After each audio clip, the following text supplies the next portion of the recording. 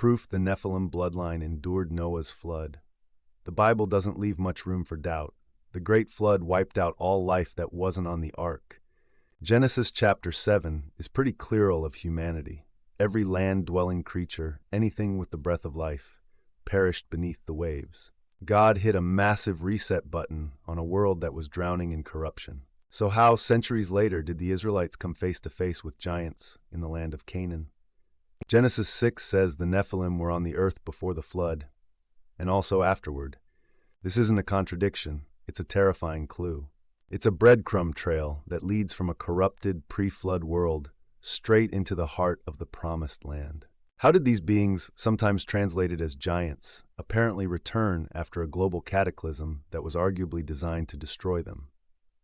This is one of the Bible's most profound and unsettling mysteries. We'll connect the dots from the corruption before the flood to the giants of Canaan, exploring the theories of how the Nephilim bloodline may have endured the deluge and made its last stand in the Holy Land.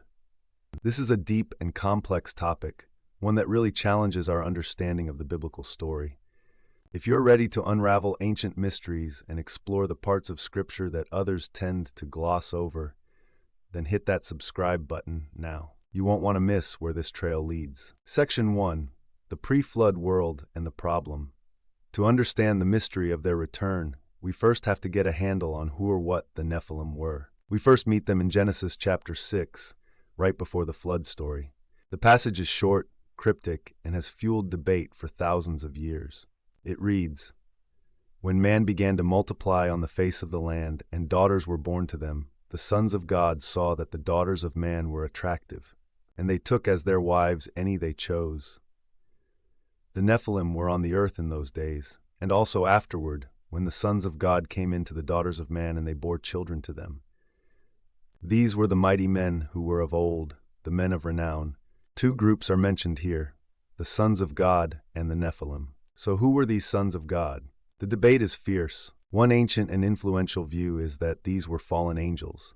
This interpretation is supported by the New Testament Book of Jude and texts outside the Bible, like the Book of Enoch.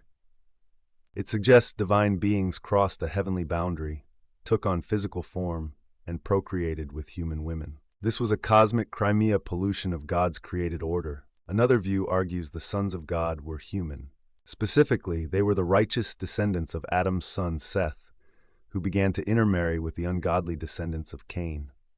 In this interpretation, the sin wasn't supernatural, but a spiritual falling away, the holy line mixing with the profane.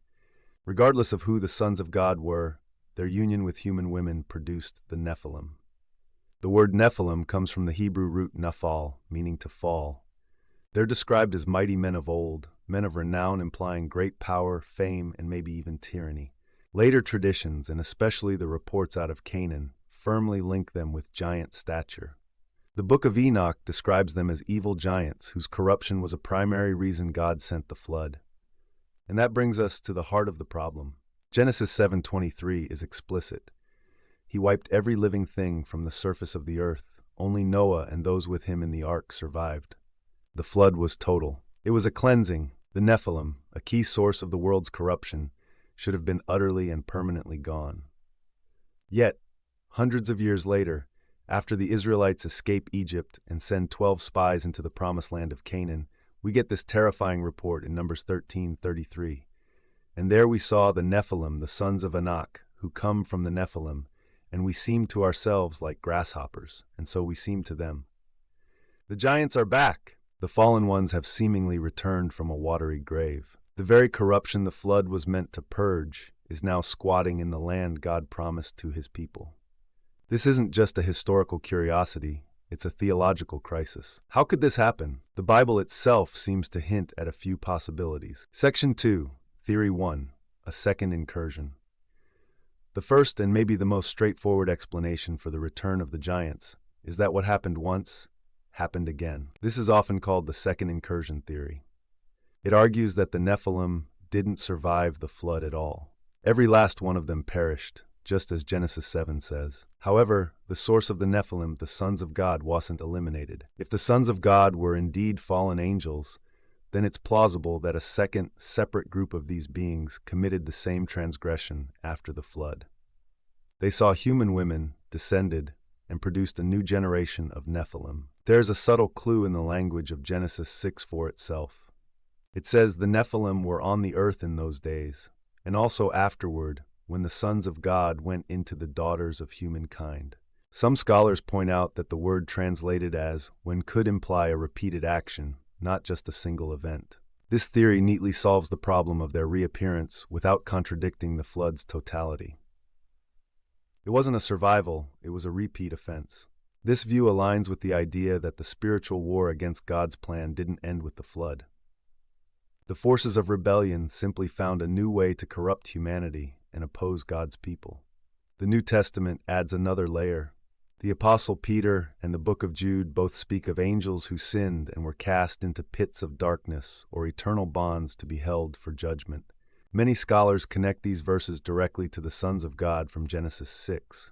However, if one group of angels was imprisoned for this sin before the flood, why would a second group risk the same fate?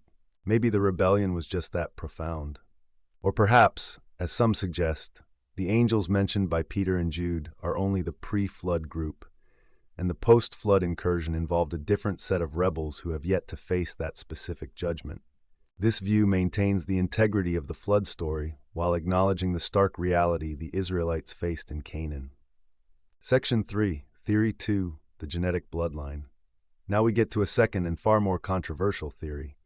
The idea that the Nephilim bloodline survived the flood not by hanging onto the ark, but by being hidden inside it. This theory suggests that while Noah was perfect in his generations, which is often taken to mean his genetic line was pure, the same might not be true for everyone on the ark. There were 8 people: Noah, his wife, his 3 sons, Shem, Ham, and Japheth, and their 3 wives. The Bible is completely silent about the ancestry of these 3 women. The argument goes like this. What if one of the wives of Noah's sons, specifically Ham's wife, carried a Nephilim gene? What if she was a descendant of the original Nephilim, but the trait was recessive or not physically obvious in her? She would have been saved from the flood by being on the ark, and could have then passed that DNA down through her children. This theory is highly speculative, but proponents point to an interesting pattern. After the flood, when the giants reappear, they almost always pop up in lands settled by the descendants of one specific son of Noah, Ham. Let's follow the trail. Ham's son Canaan is famously cursed by Noah. It's in the land of Canaan that the Israelites encounter the Anakim, who Numbers 13 explicitly says come from the Nephilim.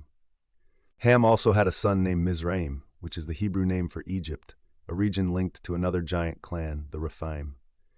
One of Ham's grandsons was Philistim, the ancestor of the Philistines. And who is the most famous giant of all? He was from the Philistine city of Gath. The pattern is striking. The Anakim, Rephaim, and Philistine giants all seem to spring from the lineage of Ham. The theory suggests this isn't a coincidence, but a direct genetic trail leading back to the ark itself. The corruption wasn't entirely washed away. A single seed of it was preserved, hidden in Noah's family, and it sprouted again to challenge God. Of course, this raises tough theological questions. Would God have knowingly allowed a corrupted bloodline onto the ark? Supporters might say it shows just how sneaky sin is. That battle then becomes not just a fight for land, but a divine command to finally cleanse the bloodline that the flood didn't fully erase. It's a disturbing thought, but it offers a provocative, if unsettling, explanation for the giant's reappearance. Section 4, Theory 3, a matter of language and fear. The first 2 theories assume that the Nephilim of Numbers 13 are literal, biological descendants of the Nephilim from Genesis 6. But a third school of thought challenges this very idea. This theory proposes that the issue isn't about biology, but about language and fear. It suggests Nephilim became a powerful rhetorical word. Think of it like this. In the ancient world, the stories of the pre-flood Nephilim, those mighty men of renown, would have become the stuff of legend. They were the ultimate bogeymen, the symbol of terrifying power and monstrous size. Their reputation would have long outlasted their physical existence. Now let's fast forward to the 12 spies in Canaan. 10 of them are paralyzed by fear. They see the people of the land, especially the Anakim, who are described as tall and powerful. In their terror, they reach for the most extreme word they can think of to describe these scary warriors. What could be more terrifying than the legendary world-ending giants from before the flood?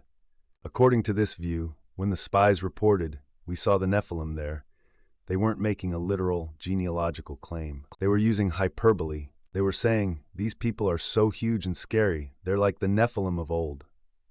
It was an evil report, designed to scare the Israelites away from entering the land. It's significant that the two faithful spies, Joshua and Caleb, never used the word Nephilim. They acknowledge the people are strong and the cities are fortified, but they don't validate the Nephilim connection, which suggests the other 10 spies were exaggerating. This theory doesn't erase the reality of the giant clans. Og, the king of Bashan, was a real king whose bed was over 13 feet long. Goliath was a real champion. The Anakim were a real people that Joshua had to drive from the land. But it reframes their origin. They weren't a supernatural recurrence.